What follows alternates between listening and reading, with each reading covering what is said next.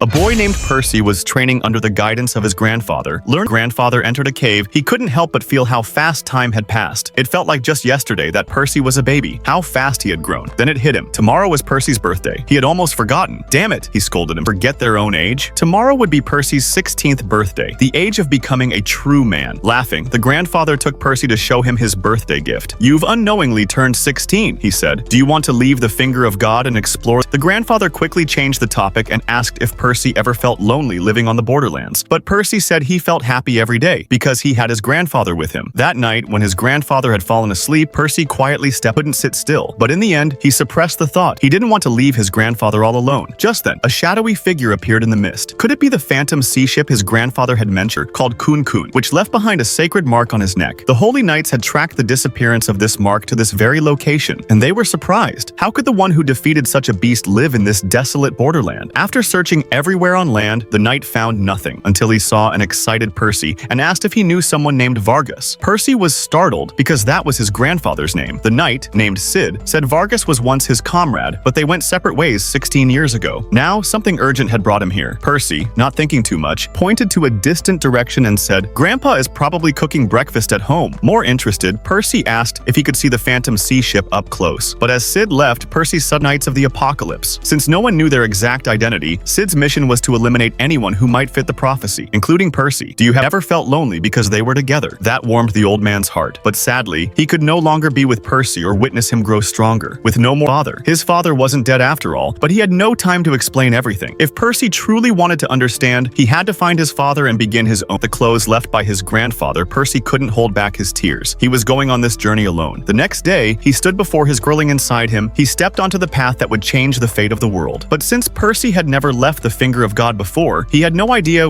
the girl with twin tails was named Elba, and when she tossed a ring around a monkey, it vanished. Such a strange and dazzling magic trick. A red-haired boy named Donnie complained that there was no point in rehearsing out here where no one could watch. Just then, clapping echoed from the distance. Elba planes was too dangerous. However, the very moment Percy landed, he sprinted so fast that he overtook the horse cart in the blink of an eye, looking for someone named Sid, the man who had killed his grandfather and was also his father. The troop leader paused in disbelief. Was this child traveling alone for revenge? Percy wasn't sure. He just wanted to ask his father why he had suddenly appeared and killed Grandpa. The leader had never heard of that name, but suggested that in a more populated village, they might be able to gather some information. Percy houses. The troop offered to take him along, though Donnie felt they shouldn't do it for free and asked if Percy had any talent for performing. Percy didn't quite understand, but said he had practiced. Powerless as him, dreams felt impossible to reach. The leader explained that everyone in their troop once dreamed of becoming holy knights, but ended up here after failing. Hearing the term holy knight, Percy suddenly recalled that his father and grandfather were once holy knights. As they stood there stunned, two villagers came running in panic. They said wolves were rampaging in the village and begged them to summon a holy knight. Donnie scoffed at such a trance, saying he'd handle it, but the moment a normal wolf, and immediately ran for his life. They had no chance of defeating it and could only hope a holy knight would come. But inside one of the houses beneath the wolf's jaws, someone was still trapped. Percy, with a powerful strike, Donnie took down the giant wolf in one massive blow. Everyone watching was in awe. In the distance, the fox from earlier seemed deep in thought, unaware that danger still loomed. When the cursed mark on the wolf's tail vanished, a holy knight was watching through a recording crystal. He couldn't believe a little brat had defeated his beast. Well then, what comes next? He murmured. Soon after, a child brought his grandfather to thank Percy. They had always relied on each other, and if Percy hadn't saved the grandson, they didn't know what would have happened. A party was thrown to celebrate. During the festivities, Percy eagerly asked around if anyone had seen a man named Sid wearing red armor, but no one in the village. Could it be that Vargas wasn't dead after all? Percy froze. How did this man know his grandfather's name? At that moment, the troop leader stepped up and said, "I don't know who you are, but you owe Percy an apology. He just lost his grandfather, not even a few days ago. Don't think that just because you're a holy knight you can do whatever you want. The one I'm here for is the boy behind you." That little brat. He was confronted by a man clad in black armor, the Black Knight named Bellegarde, who had once been the comrade of both Percy's grandfather and father. That meant he must know where Sid was. Percy stood. The fox wanted to help, but Elba stopped him. Charging in recklessly would only get them killed. Then suddenly, something it also showed traits of enchantment magic. Interesting. Bellegarde traced a line through the air with his finger. Then, shockingly, a tiny mini version of Percy emerged from his arm. Was it an accidental creation? Could he really manipulate magic so freely? Was it both were blown away by the wave of fire. Even the village was engulfed in flames. Just then, a fox appeared, dragging Percy's luggage toward him. Bellegarde assumed it was a wild beast causing trouble, but the fox spun its tail 2.5 flash of white light, disappeared disappeared along with Percy, reappearing far away on the back of a giant beast. The fox insisted on taking Percy away. He was too important to be taken by Bellegarde. He reassured Percy that the knight wouldn't harm the villagers. His only target had been targeted, and Bellegarde was just one of many. Percy was confused. The fox explained that the Black Knight served an evil king, and their goal was to destroy the 4 knights of the apocalypse. According to prophecy, in the near future this group would be born, the world using 4 great disasters, but the fox served a force opposing Bellegarde. Percy, you are one of the future 4 knights. Percy couldn't believe he'd destroy the world. It was just a prophecy. No prophecy was 100% accurate. Besides, he wasn't even a holy knight yet. All he wanted was to find his father and defeat him, and then travel to all the magical places his grandfather once spoke of. Clearly, Percy isn't anymore. That's just what you've heard, the fox replied. Camelot still exists, you just can't reach it by ordinary means. To get there, you must first go to the kingdom of Lionus, a place you can't reach by normal methods. Donnie laughed. The fox continued, my name is Sin, and nice to meet you. On the other side, in a mysterious space, a gathering of many holy knights was taking place, including both Sid and the Black Knight, because Sin's prophecy had appeared again. This time, it gave new clues about the 4 prophesied knights. With this, their search efficiency to locate them would surely rise sharply. For now,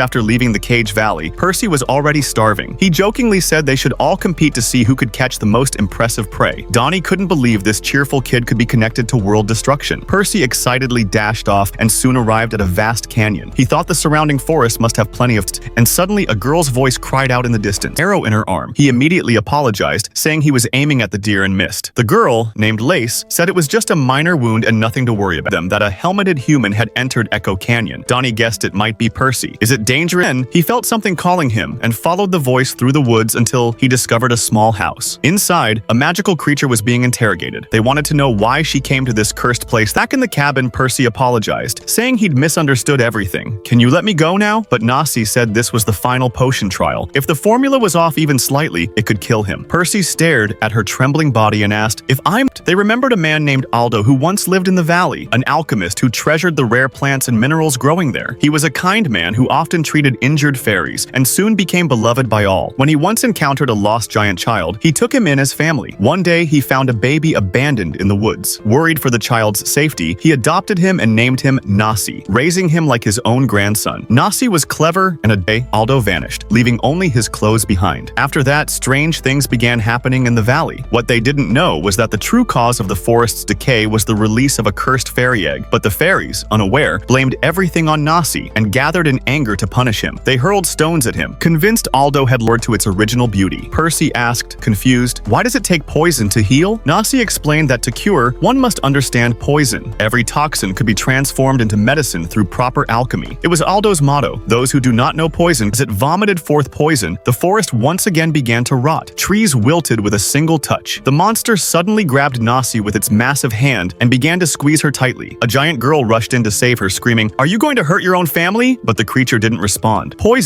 echoed above, this is all your fault, brat. You ruined her plan. You'll never understand the beauty of peaceful death. Percy had never been angrier in his life. A holy knight had turned Nasi's grandfather into this monster and even ordered him to destroy his own home. Unforgivable. The knight appeared suddenly. His name was Tescus, one of the holy knights under King Arthur of the Eternal Kingdom, also known as the Ancient Copper Knight. You can land a hit on me, I'll tell you. If you're lucky enough to defeat me, I might even restore Aldo. But he grinned wickedly. That's never going to happen. And immediately launched into an emotional speech. Nasi has been protecting this valley all this time. Wake up already. You can't just let them control you like this. It's the control. And he called out Nasi's name. Seeing Aldo resist baby machine magic again, hailing massive chunks of ice, Percy effortlessly. Tescus was stunned, and when he launched an attack, how a holy knight's attack had no effect. Suddenly, Percy's magic transformed into a giant glow because he committed the ultimate sin, helping non-human races. That's unforgivable. We are holy knights under King Arthur. Only by eliminating threats to humanity can we create peace. I warned Aldo to stop that foolishness, but he wouldn't listen, so I turned him into a monster. Chose his fate by disobeying. Percy's fury burned hotter than ever. Just for this ridiculous reason, you hurt Nasi's grandfather and crushed people's hearts. Tescus' giant girl, Songbee, miraculously woke up, nearly scaring Donnie to death, as he was sure she'd died from the poison. Sin explained it wasn't poison, it was heavy metal, a unique ability of the giant race that turns their bodies into metal for protection. It triggers instinctively during life-threatening danger, proof she had extensive battle training. Then Sin walked over to Tescus's fallen magic staff and smashed it without hesitation. Aldo's body began vomiting out poison, slowly returning to his original form. Seeing this, Nasi couldn't move. Her tears flowed uncontrollably. Percy, watching quietly, thought of his own grandfather. Chaos. No one really Percy understood why such dangerous objects were given to subordinates. At that moment, Percy Camelot and punched that king in the face. But first, they had to head to the kingdom of Lionus.